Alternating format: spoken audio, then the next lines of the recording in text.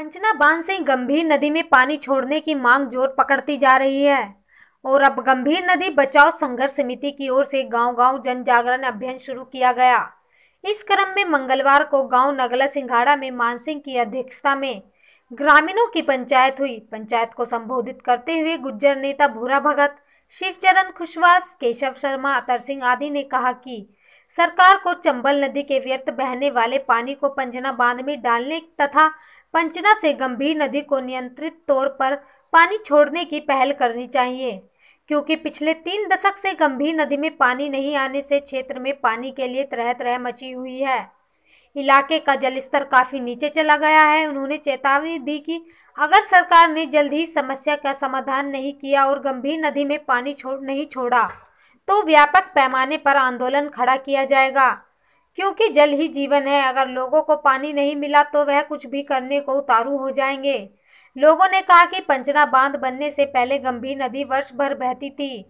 इससे पूरा जनजीवन खुशहाल था, भरपूर पैदावार होती थी। लेकिन जब से पंचना बांध बना है और गंभीर नदी में पानी की आवक बंदी हुई है, तब से लोगों के सामने पेयजल, सिंचाई व पशुपालन के लिए संकट खड़ा हो रहा है। इस अवसर पर भगवान सिंह, लालाराम, शिवचरण कुशवाहा आदि आसपास के कई गांव के ग्रामीण मौजूद रहे। आज गांव नगला सिंघाड़ा में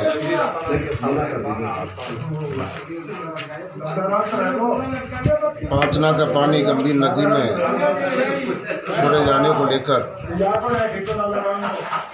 पंच पटेलों की मीटिंग की,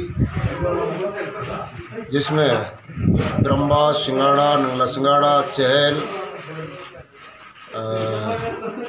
थानाडांग, शेरगढ़, दर्जनों गांवों के पंच पटेल इकट्ठे हुए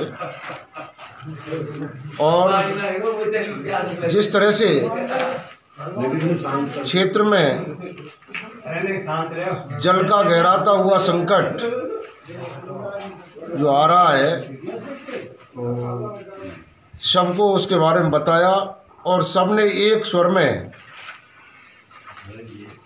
ये आवाज़ उठाई कि हम हर तरह के संघर्ष के लिए तैयार हैं, आप आगे चलें।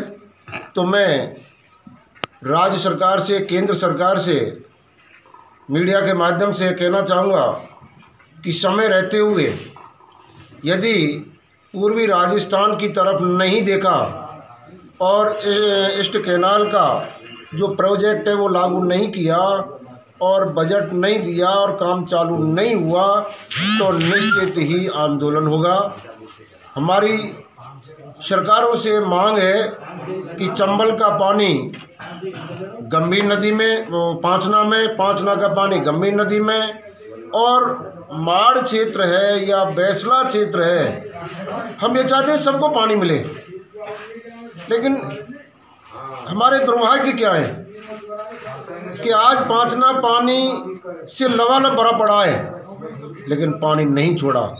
तो सरकारों की भी कहीं ना कहीं पूर्वी राजस्थान के साथ अनदेखी है और यदि इसी तरह से अनदेखी हुई तो क्षेत्र के लोग पलायन करने के लिए तैयार बैठे हैं। लेकिन मैं ये बता देना चाहता हूं कि हम पलायन नहीं करने देंगे। हम उससे पहले सरकार से ईंट बजाने का काम करेंगे। धन्यवाद।